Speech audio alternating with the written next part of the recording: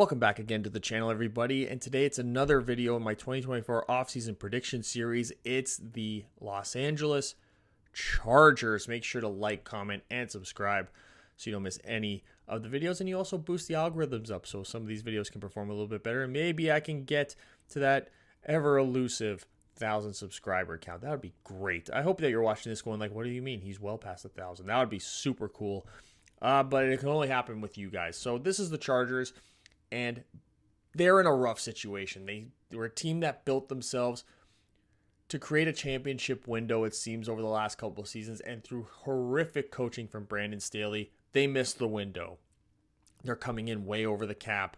They're going to be losing some veteran players. But there's a chance that they could get probably the hottest head coaching candidate out of everyone, especially now that the Raiders went and got Antonio Pierce. So that seems to be at least a bright spot for this roster, but it's going to potentially be a struggle. I think they have the best opportunity because of who the likely head coach is and because of how talented the roster is on paper to have the best turnaround out of everybody, to be that first worst to first candidate, especially with the Chiefs sort of on their way down in the AFC West.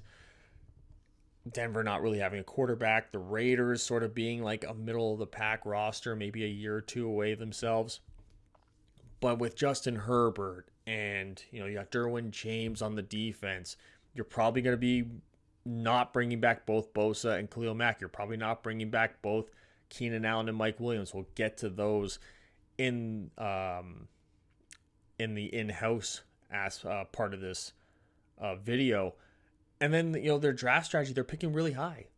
They got a real opportunity to make a big splash here and steal a really talented player, whether it be on the offensive line, whether it be Brock Bowers, the tight end. Have a lot of fun there for Justin Herbert. They do have some aspects of their team, though, that they do need to improve. They've been notoriously bad up the middle on the defense. With the interior defensive line, they've been trying to rebuild that now for a couple of years. The linebacker room, they've been trying to rebuild that for a couple of years. Drafting guys like Kenneth Murray didn't work out. You hope that Eric Kendricks can come and have a good second year, but you gotta get somebody that can complement him as an off-ball linebacker. Also, what kind of defensive scheme are you going to be running now that Brandon Staley's going to go back to a more traditional 4-3?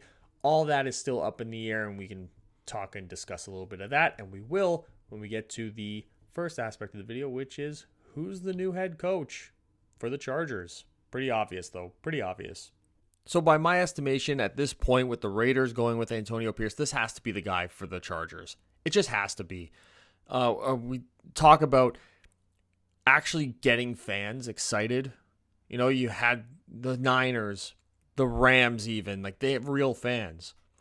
Chargers don't really have real fans, it seems. Like, you want to be able to sell a stadium. You want to be able to get a stadium of your own. You want to be able to just, and Harbaugh's the best guy for this. You're a team that, we're going to talk about the cap issues that they have. The underachieving in general has always seemed to be a problem with the Chargers as an organization. It's a very weird thing to say, but this is like a historic thing for them. We remember them being great in the regular season and never achieving much in the playoffs during the Phillip Rivers era.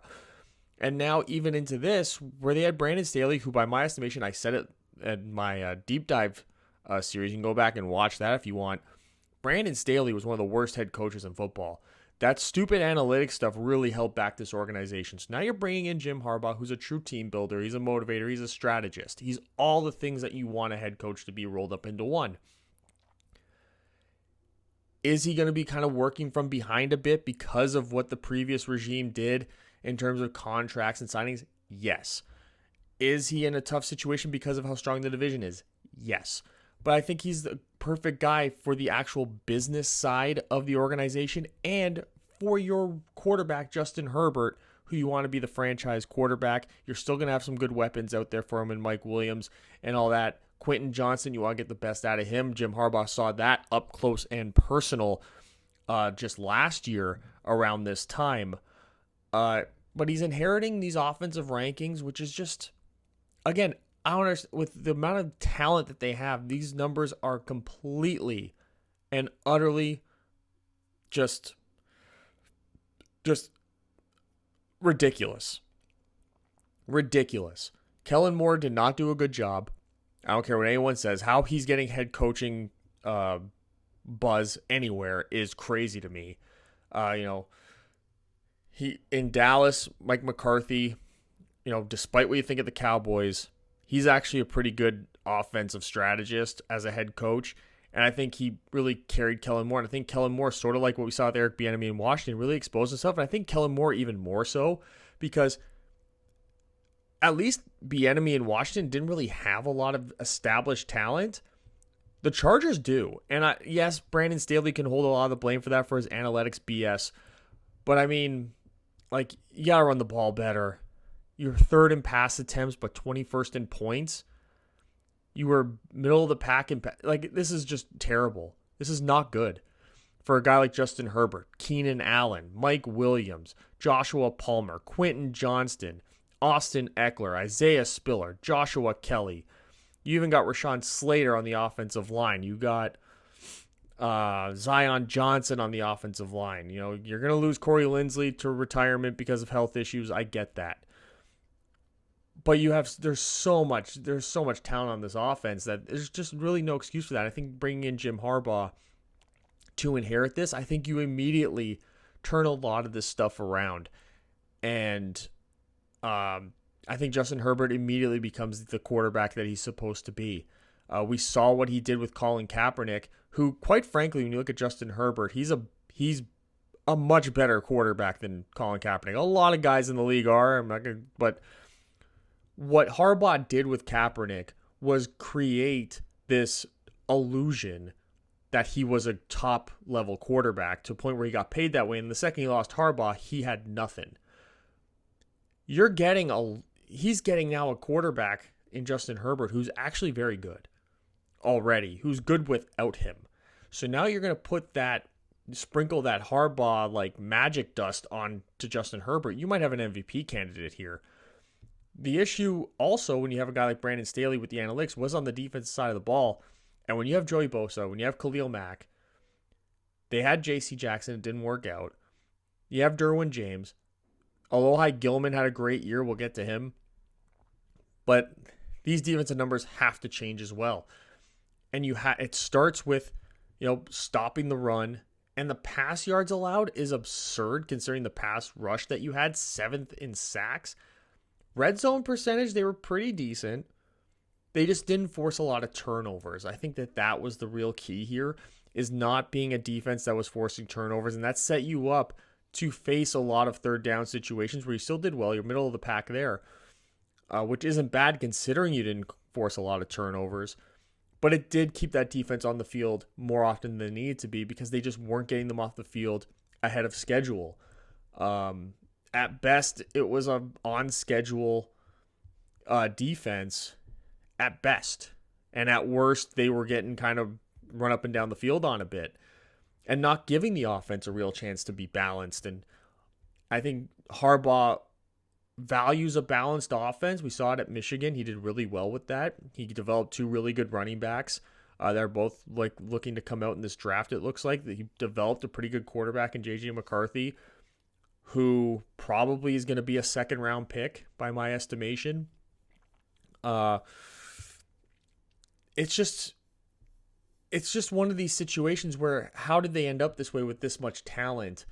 And I think that it does come down to the coaching ability. So I think that when Harbaugh's inheriting a lot of this, he's going to be able to turn a lot of it around. And I think he's going to turn it around rather quickly, even though, as we're going to get to, he's going to be losing some significant players.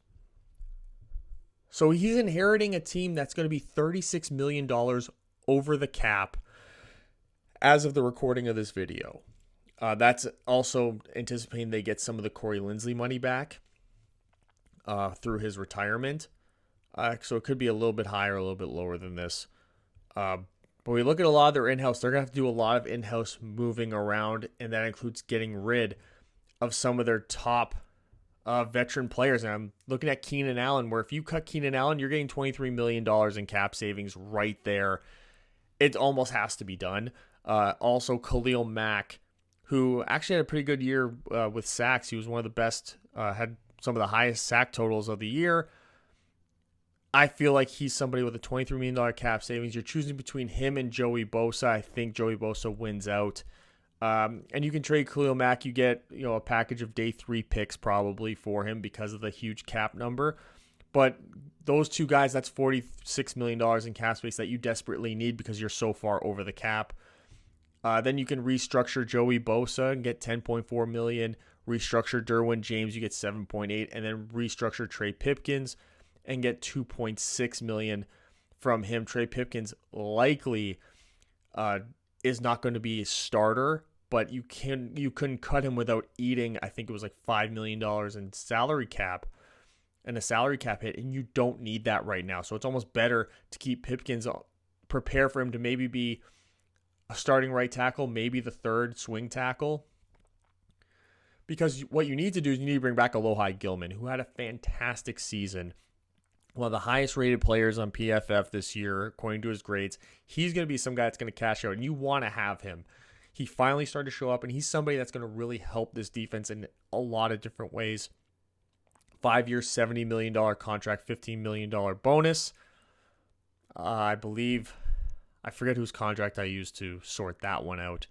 I don't think it was Jesse Bates. It was somebody with one of the higher contracts, because that is what's going to happen. You get these top guys who have great seasons. They're going to really break the bank. And then you got certain other guys like, Austin Eckler, who you can probably let go just because I don't know that you can afford it.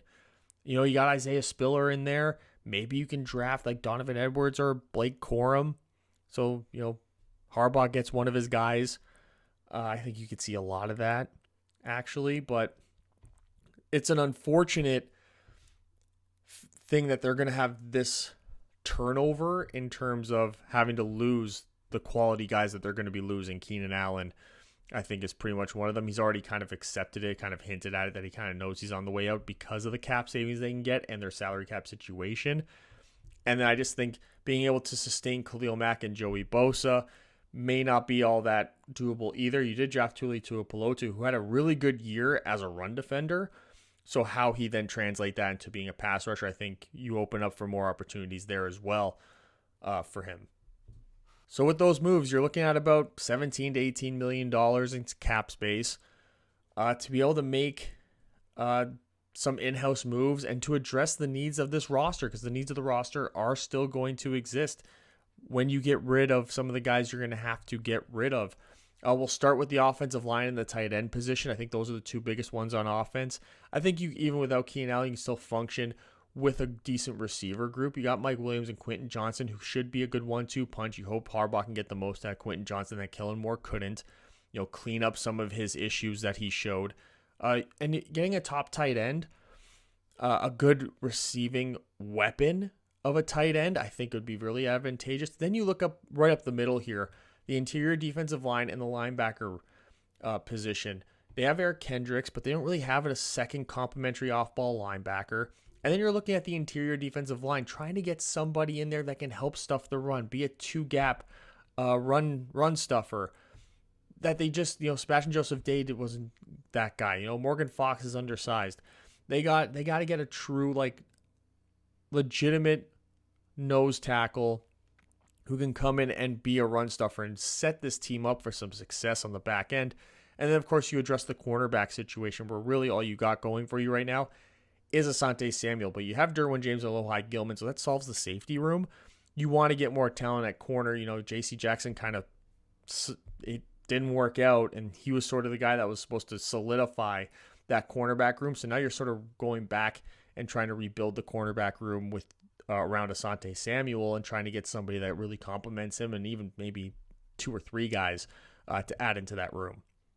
So the unfortunate nature of things right now is that you're likely not going to be able to make a big free agency splash without some serious cap gymnastics. But I did look at getting quality defensive players up the middle, addressing those needs. And Maurice Hurst had a really good year as a run defender, graded out really well. So you get a 3-year, $12 million deal, $1.5 million. He's going to be a guy you can bring in. He's not exactly a nose tackle, but he's a good interior guy to bring in on those early downs who had some pass rushing upside early in his career when he was with the Raiders, but never really turned out that way for him. And speaking of upside, Deion Jones, who after that last year in Atlanta, that holdout with the injuries, never has been able to pick it back up in Cleveland or in Carolina. Maybe he comes in, he beats a second off-ball linebacker. You can get him cheap because of that situation. So this is a low-risk move for a team that really could use someone to complement Eric Kendricks. And Deion Jones can be a good pass defender, and you hope that he can step up in the run. And then him and Eric Kendricks can be your two mainstays at off-ball linebacker. But you're not really capable of making big splashes, but this is a way to sort of work around your cap issues and potentially still make a, quote, big splash in free agency despite the cap issues with Deion Jones in particular. That could be a big splash play if he's able to get back to the form that he was in during his tenure in Atlanta. So even with those signings, though, you're not looking at a lot of salary cap, unfortunately. You're probably going to have to restructure one or two other people to open up more cap room to really fill out the roster properly. But it's just a rough cap situation right now for them. The void years, I think, are going to come into play with some contract extensions to try and work that out. But yeah, it's not a good situation. They kind of built their team to create a championship window, and then just through bad coaching and bad roster management in general, they kind of screwed all that up, and now they're in a bad position where now they got to figure out a way to turn this around quickly. Which brings me to the draft strategy, and I think that with that first round pick, you're looking at a top offensive tackle, or you're looking at Brock Bowers. I think that if you can land Brock Bowers, that's a good splash draft pick. I think it's another thing that's really good for the business side of things. I think it's good for Justin Herbert. It rounds off your weapons group that will probably be now without Keenan Allen. So it keeps Justin Herbert whole in that sense. But also you got Joe Alt and Olu Fashanu, who I think that if you picked one of those guys up to go and play one of the tackle spots, left or right with Rashawn Slater, then that's also a really good move. I do have some if-ands here. If you draft Bowers in that day 2 pick, you pretty much have to make that an offensive tackle if there's one available. There's some really good offensive tackles that will be available at the beginning of that second round also. But if you get corners that fall potentially, then you can also find your way grabbing one of those. But if you grab one at number 5, then I'm looking at interior defensive line, maybe a Tavondre Sweat, like a true nose tackle, or you get that corner on day 2. I think that Brock Bowers is sort of the exception where you're kind of taking a tight end. I think that if you miss out on him, then you can sort of wait till day 3 to do that. I think there's also an outside chance that depending on how the running back situation works out, they could trade into the back end of the second round maybe and grab Blake Corum. So Jim Harbaugh can bring him over from the Michigan Wolverines. I think that that's a real possibility as well. I could also see that interior defensive lineman being Chris Jenkins, the Michigan interior defensive lineman.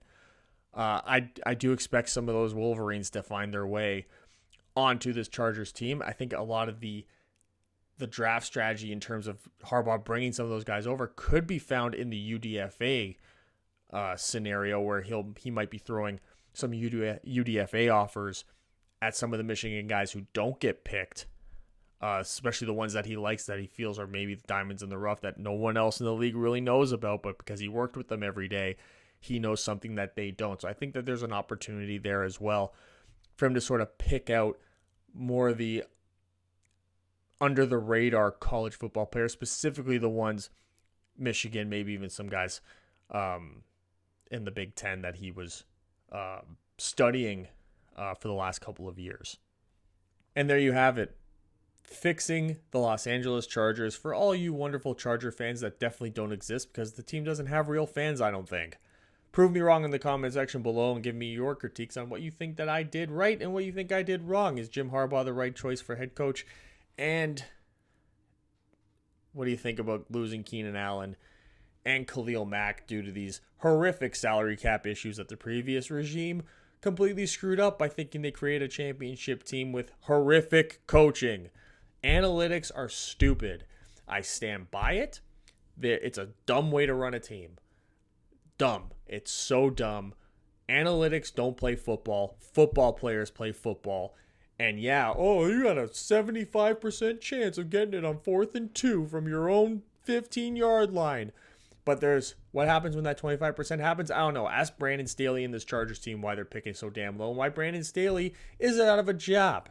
All right? Make sure to like this video, comment, and subscribe. And the whole playlist is on either side of my head. So you can watch the ones that you might have missed. All right? See you guys next time.